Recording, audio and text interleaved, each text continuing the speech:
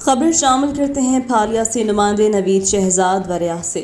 آج صبح ہیلا روڈ پھالیا پر نان کی شاپ پر خونی ڈکیتی، مزاحمت پر فائرنگ سے ایک جاں بحق دوسرا شدید زخمی۔ ہیلا روڈ پر واقع نان بائی کی دکان جو کہ صبح کھلتی ہے، صبح تقریباً 5 بجے مبینہ طور پر کالے رنگ کی کار میں سوار ہو کر آنے والے مسلح ڈکیت ڈکیتی کی نیت سے دکان میں گھس گئے۔ مزاحمت کرنے پر 2 افراد پر فائرنگ کر کے فرار، جن میں سے ایک موقع پر جاں بحق، ایک کو بذریعہ تحصیل ہیڈ کوارٹر ہسپتال گجرات سے لاہور ریفر کر دیا گیا۔ پولیس نے موقع پر پہنچ کر تحقیقات شروع کر دیں۔ گزشتہ روز رمضان بازار کے قریب مغل ہارڈ ویئر شاپس پر ڈکیتی کی واردات میں ملزمان 3 لاکھ نقدی، 3 موبائل DVR ساتھ لے گئے۔ ہیلا روڈ پر دودھ فروش کو لوٹ لیا گیا۔ مانوچہ کے قریب موٹر سائیکل سوار فیملی سے نقدی، موبائل چھین لیے گئے۔ تمام وارداتوں میں ملزمان بآسانی فرار۔